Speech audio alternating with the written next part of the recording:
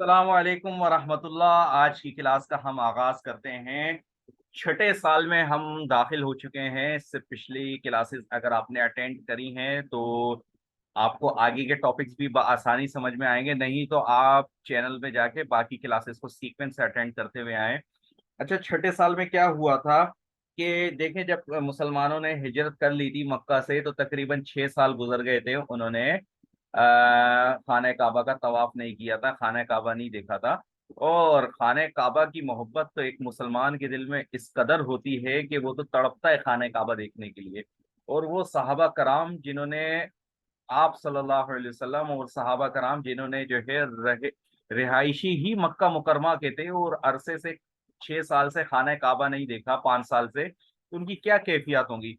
तो इसी तरह आप सल्लल्लाहु अलैहि वसल्लम ने जो है रेवलेशन आप सल्लल्लाहु अलैहि वसल्लम को वसूल हुई, ख्वाब देखा कि आप सल्लल्लाहु अलैहि वसल्लम जिसमें वो देखते हैं कि हज और उम्रा अदा कर रहे हैं। ठीक है। अच्छा, ये जो बात लिखी हुई ये है कि हज की फर्जियत की आयत जो है ना पहले ही आ चुकी थी। रेवलेशन हज की फर्जियत की फर्ज होने की पहले ही आ चुकी थी। फिर लेकिन हुआ ये था कि आप सल्लल्लाहु अलैहि वसल्लम ने उम्रा अदा नहीं किया था दुश्मनी की वजह से, कि वहां पे कुरैश बैठे हुए थे, लड़ाइयां चल रही थी, जंगें चल रही थी और वो लोग कहाँ आने देते। अच्छा, फिर हुआ ये कि आप सल्लल्लाहु अलैहि वसल्लम ने ख्वाब देखा जिसके अंदर ये देखा कि आप सल्लल्लाहु अलैहि वसल्लम उम्रे की अदायगी के बाद शेव कर रहे हैं, अपने सर बाल मुंडवा रहे हैं, हलक करवा रहे हैं। किसके बाद? पिलग्रिमेज के बाद, उम्रे के बाद। ठीक है। तो नबी का ख्वाब भी एक तरीके से अल्लाह की तरफ से बशारत होती है, रेवलेशन होती है, पैगाम होता है। तो ये क्लियर मैसेज था कि नबी करीम सल्लल्लाहु अलैहि वसल्लम को उम्रे के लिए अब जाना चाहिए। अगरचे ख्वाब के अंदर कोई खास फिक्स ईयर या मंथ नहीं बताया गया था कि कब जाएंगे, लेकिन बस ख्वाब में इतना था कि इतना देखा था कि उम्रे के बाद जो है सर के बाल मंडवा रहे हैं। ठीक है। तो हुआ ये कि इसके अलावा मुसलमान वैसे वो भी सारे के सारे बेकरार थे खाने काबा देखने के लिए। तो आप सल्लल्लाहु अलैहि वसल्लम ने उम्रे का इरादा किया। ठीक है, अपने सहाबा के साथ। कब? जिलकद में। आप सल्लल्लाहु अलैहि वसल्लम ने उम्रे का या हज का इरादा किया, जिलकद का महीना था। ठीक है। तमाम मुसलमानों के कबीले थे मदीना मुनव्वरा में रहने वाले, आसपास रहने वाले, उन सबको पैगाम पहुंचा दिया कि उम्रे के लिए सफर की रवानगी हो रही है। ठीक है। तो लिहाजा इस मकसद के लिए 1400 मुसलमान जमा हो गए और ये 1400 मुसलमान मदीने से मक्का मुकरमा की तरफ रवाना हो गए जिलकद के महीने में। ठीक है। अच्छा, जब मुसलमान मक्का के करीब थे, पहुंचने वाले थे उम्रे के लिए, और जो कुरैश थे उनको पता चला, उन्होंने क्या किया, इंटेंशन, जब मुसलमानों के इंटेंशन का पता चला, इरादे का पता चला कि उम्रे के लिए आ रहे हैं, तो इन्होंने तैयारी कर ली रेजिस्ट करने की, रोकने की, दाखिल होने से रोकने की। There entry by force of arm, असले के जोर पर इनकी एंट्री को रोकने की तैयारी कर ली इन लोगों ने। अच्छा, तो मुसलमानों ने क्या किया, एडॉप्टेड एन अनफेमिलियर रूट, रास्ता बदल के चले गए। यानी कि सीधा सीधा एक जो रास्ता जा रहा था, मिसाल के तौर पर यूं एक रास्ता आ रहा था, तो उन्होंने रास्ता थोड़ा सा चेंज कर लिया। ठीक है। और चेंज करके आगे चल के मक्का के बाहर हुदैबिया एक जगह थी, वहां पे पड़ाव डाला। चंद मील का फासला था हुदैबिया का मक्का से। ठीक है। और फिर वहां पे पड़ाव डाला तो फिर मक्का वालों ने अपने दो एम्बेसिडर, दो कासिद, दो मैसेंजर, पैगाम लाने वाले आप सल्लल्लाहु अलैहि वसल्लम के पास भेजे।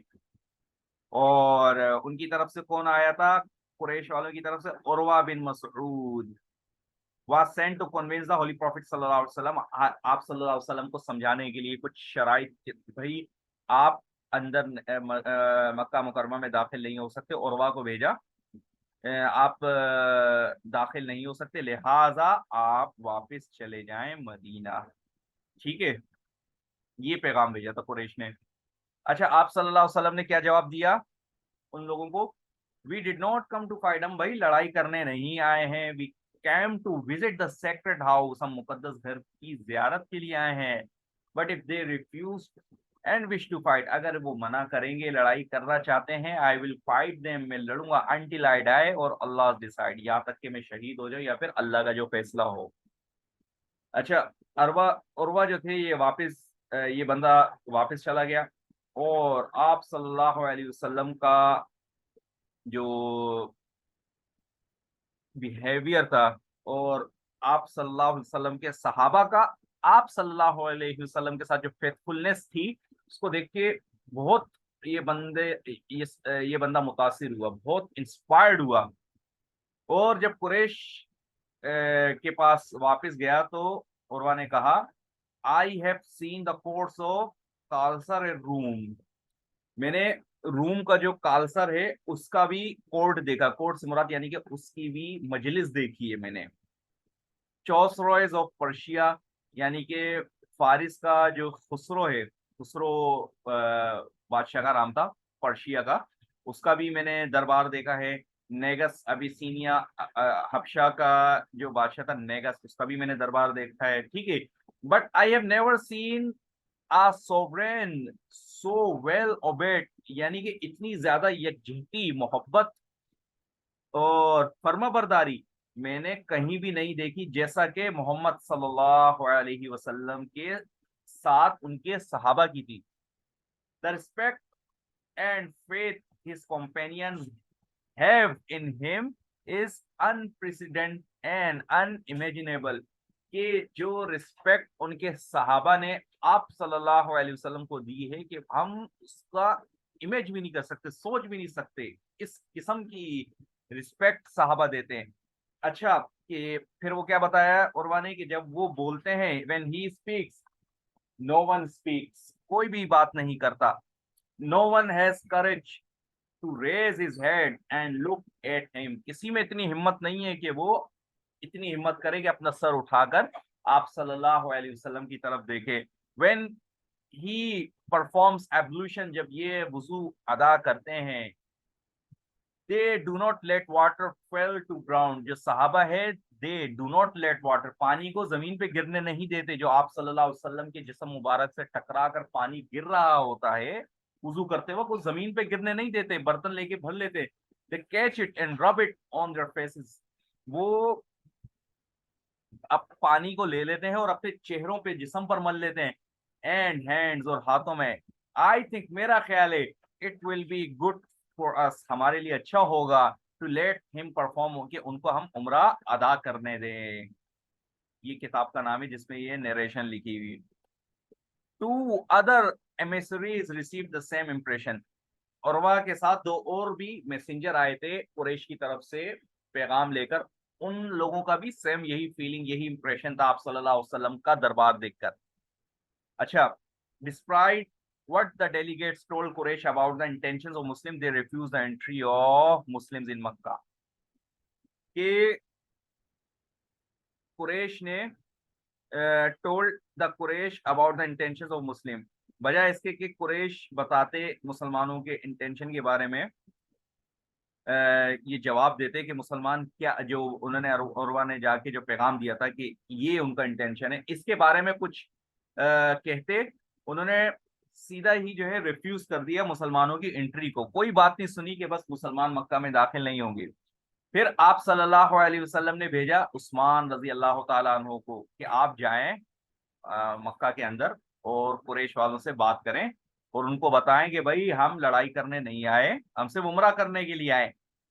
हजरत उस्मान रजी अल्लाह तआला अन्हु गए, उन्होंने उनको भी मना कर दिया, हाँ, लेकिन इतना कहा उस्मान रजी अल्लाह तआला अन्हु को कि क्योंकि ये तो खानदान वाले ही थे सारे के सारे, आप अगर उम्रा करना चाहते हैं तो आप कर ले उम्रा, if he so desired in his individual capacity, सिर्फ इनफरादी तौर पर अपनी आपको इजाजत है। लेकिन उस्मान रजी अल्लाह तआला उन्होंने मना कर दिया था, और उन्होंने कहा था कि ऐसा कैसे पॉसिबल है कि मैं तो उम्रा कर लूं और मेरे साथी और हजरत मोहम्मद सल्लल्लाहु अलैहि वसल्लम उम्रे से रह जाएं, वो खैर ये बात यहाँ लिखी भी नहीं है। अच्छा, उस्मान रजी अल्लाह तआला अन्हु को वापसी में ताखीर हो गई और ये बात मशहूर हो गई कि उस्मान रजी अल्लाह तआला अन्हु को भाई शहीद कर दिया गया है, ठीक है, और ये खबर उनकी शहादत की फैल गई। तो आप सल्लल्लाहु अलैहि वसल्लम ने बदला लेने का फैसला किया। Now convinced that Quraysh was determined to fight, इससे पता चला कि कुरैश आप सल्लल्लाहु अलैहि वसल्लम को रियलाइज हुआ कि अब कुरैश चाहते हैं कि वो लड़ाई करें मुसलमानों के साथ। लिहाजा आप सल्लल्लाहु अलैहि वसल्लम ने तमाम कॉम्पेनियंस को जमा किया एक प्लेज के लिए, यानी कि ओथ लेने के लिए, एग्रीमेंट लेने के लिए कि भाई एग्रीमेंट लेते हैं, प्लेज लेने के लिए कि अब हम लड़ाई करेंगे, हाथ पे हाथ रख के जो बैत लेते हैं, अनटिल डेथ, यहाँ तक कि शहादत आ जाए, to take revenge of Hazrat Usman blood, हजरत उस्मान रजी अल्लाह तआला अन्हु के ब्लड का। ठीक है। This pledge was taken at the hands of holy prophet सल्लल्लाहु अलैहि वसल्लम। ये प्लेज जो थी आप सल्लल्लाहु अलैहि वसल्लम के हाथ पर ली गई थी। अच्छा, तो ये चल रहा था कि आप सल्लल्लाहु अलैहि वसल्लम ने प्लेज ली अपने साहबा से कि हम खून का बदला लेंगे उस्मान रजी अल्लाह तआला अन्हु की शहादत का, हाथ पे हाथ रख के, जिसको बैत लेना बोलते हैं। ठीक है। आप सल्लल्लाहु अलैहि वसल्लम के हाथ पे सब साहबा ने हाथ रखा, while he stood under a tree, और उस वक्त ये सारे के सारे हजरात एक दरख्त के नीचे खड़े हुए थे।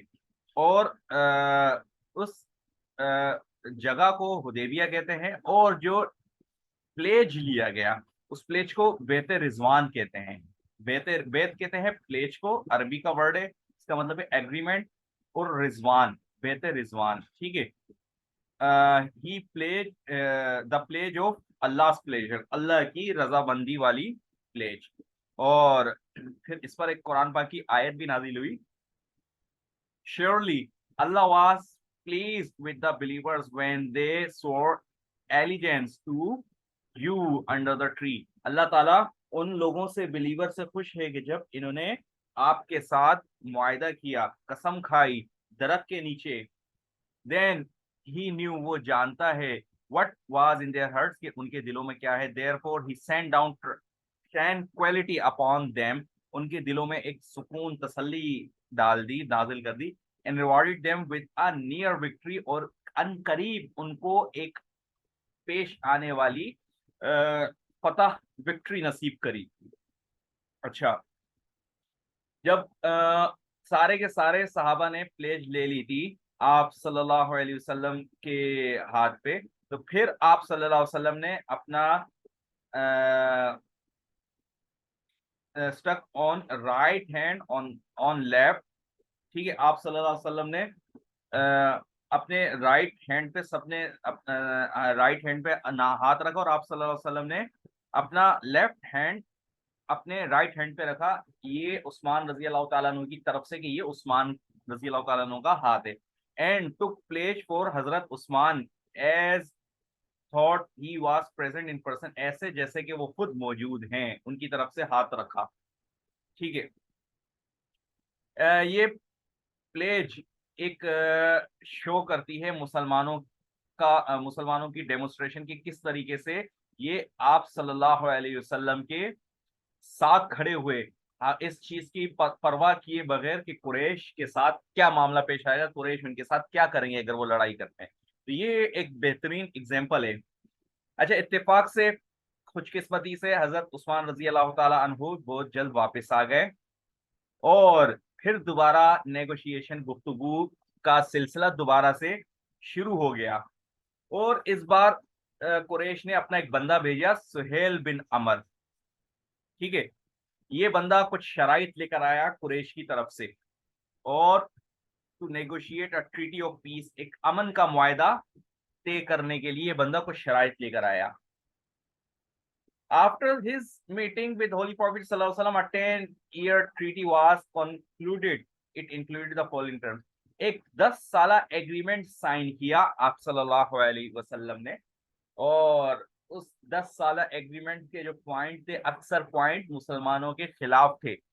तो आप सल्लल्लाहु अलैहि वसल्लम ने वो 10 साला एग्रीमेंट किया, और उसके क्या पॉइंट्स थे, क्या शराइत थे, हम वो पॉइंट्स देखते हैं।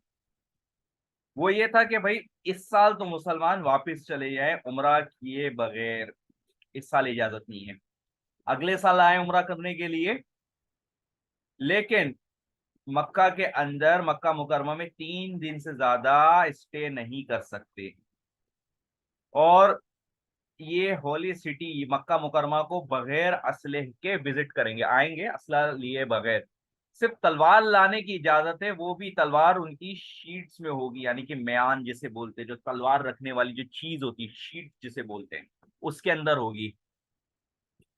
और जब उमरा करके वापस जाने लगेंगे तो मक्का में जो मुसलमान रह रहे हैं उनमें से किसी को उनके रास्ते में कहीं खड़े नहीं होंगे, इसलिए कि ऐसा ना हो कि उनका भी दिल करे कि उनके रास्ते में खड़े नहीं होंगे ताकि उनका दिल ना करे साथ चलने के लिए। ठीक है। और ना ही उनमें से कोई मक्का में रहने की जो मदीना से जो लोग आए हुए थे, ना ही उनमें किसी को इजाजत है कि वो मक्का में रहने की ख्वाहिश करे। ये पीस का एग्रीमेंट जो मुआहदा है, अमन मुआहदा 10 साल तक चलेगा। और इस 10 साल के दौरान दोनों पार्टियां जो हैं फुल सिक्योर रहेंगी, मतलब कोई लड़ाई वड़ाई नहीं करेंगे आपस में। Neither party would fight the other, ना ही कोई पार्टी ग्रुप किसी दूसरे से लड़ाई करेगा। अच्छा, एक शर्त ये भी थी कि any one of the Arab tribe में एंटर इनटू अलायंस और ट्रीटी विद होली प्रॉफिट सल्लल्लाहु अलैहि वसल्लम। अरब का कोई भी कबीला आप सल्लल्लाहु अलैहि वसल्लम के साथ शामिल होना चाहता है तो वो उसकी मर्जी हो जाए, यानी कि इत्तेहादी जमात बनना चाहता है तो वो बन सकता है। इसी तरह कोई कुरैश के साथ इत्तेहाद करना चाहता है तो वो भी, उसको भी इजाजत होगी। Any one of the Quraysh who flees for ये शर्त ऐसी थी जिसकी वजह से मुसलमान नाखुश थे। कोई अगर मक्का से भागकर मदीना जाता है तो मदीने वालों को वापस करना होगा, वापस भेजना होगा उस बंदे को।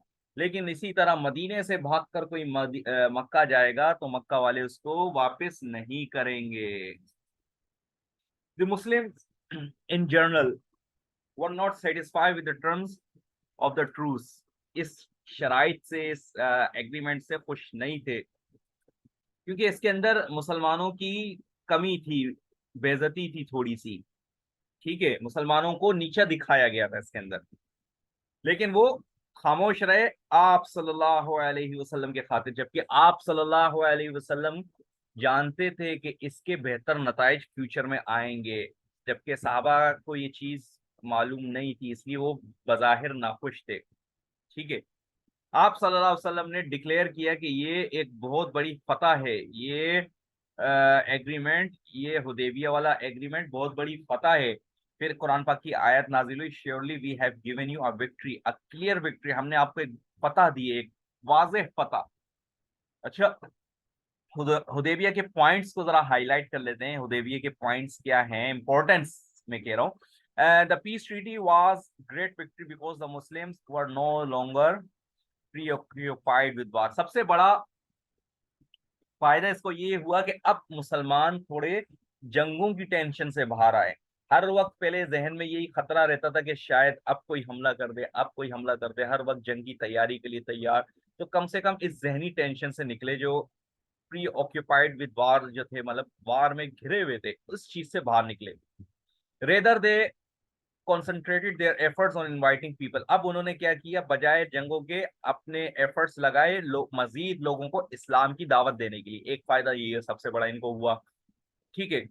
और इसी दौरान बहुत सारे लोगों ने इस्लाम कबूल किया ट्रीटी ऑफ हुदैबिया के बाद, क्योंकि जंग खत्म हो गई थी, मुसलमानों ने अपने सारे एफर्ट्स तबलीग की तरफ लगाए। और Hudaybiyyah was the greater than the preceding 6 year, यानी कि हुदैबिया के बाद जितने लोगों ने इस्लाम कबूल किया उनकी तादाद इतनी ज्यादा थी कि जितनी पिछले 6 साल में लोगों में इस्लाम कबूल किया इतनी नहीं थी, इतनी ज्यादा लोगों ने इस्लाम कबूल किया था। अच्छा, कुरैश ने मुसलमानों के हुकूक, कानूनी हुकूक को एक्सेप्ट कर लिया, और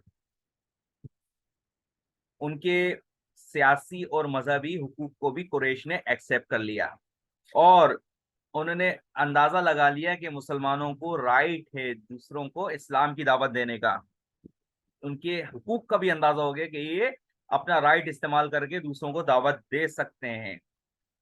अच्छा, 10 साल के मुआहदे में जो ये लोग दाखिल हुए थे, इस मुआहदे से आप सल्लल्लाहु अलैहि वसल्लम ने बहुत सारे फायदे हासिल किए। होली प्रॉफिट सल्लल्लाहु अलैहि वसल्लम रीप मतलब फायदा हासिल करना, फल हासिल करना।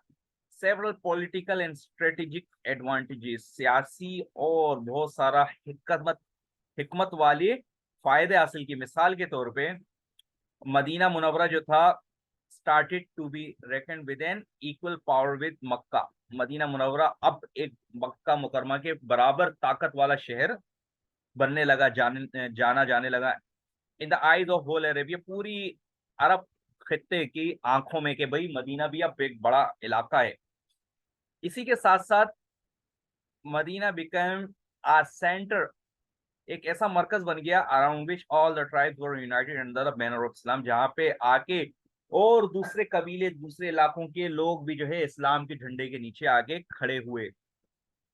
अच्छा, both parties could converse freely with each other and study the Islamic way of life closely। दोनों पार्टी को आपस में इख्तियार था कि आपस में इस्लामिक तालीमात को हासिल करें और अपने काम करें इन 2 years। अच्छा, ये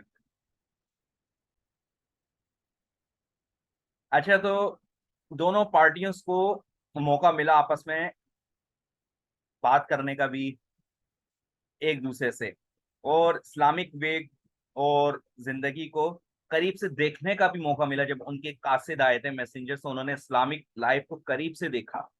ठीक है। अच्छा, in the 2 years that followed, जो के 2 साल जो गुजरे थे, more people enter into the Islam, बहुत सारे लोग ने इस्लाम कबूल किया। ठीक है, इन 2 सालों में, पहला साल और उसके बाद वाला।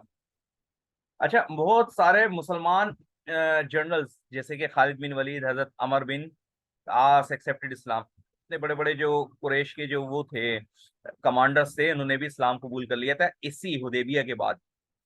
आप सल्लल्लाहु अलैहि वसल्लम ने अपनी अटेंशन नॉन अरब की तरफ करी। पहले तो आप सल्लल्लाहु अलैहि वसल्लम अरब के अंदर दावत तबलीग का काम कर रहे थे, फिर अरब से निकलकर आप सल्लल्लाहु अलैहि वसल्लम जो नॉन अरब थे उनमें इस्लाम का पैगाम पहुंचाना शुरू किया, जिसमें किंग, हुक्मरान वगैरह भी मुख्तलिफ ममालिक के शामिल थे। लिहाजा अब हम ये कह सकते हैं कि इस ट्रीटी ने इस्लामिक स्टेट को हौसला दिया, हिम्मत दी, और मदीना जो कि यहूदियों का एक सेंटर था, ठीक है, और खैबर मतलब इस मदीने को के मातहत क्या किया कि यहूदियों का सेंटर खैबर, उसको इस्लाम के मातहत ले आए, and finally resulted in the conquest of Mecca. यानी कि इस चीज से एक फायदा ये भी हुआ कि मुसलमान यहूदियों का जो एक सेंट्रल एरिया था खैबर, वो मुसलमानों के अंडर आ गया, और आगे चल के मक्का भी फतह हुआ। ठीक है भाई, मिलते हैं अगली क्लास में। अल्लाह हाफिज।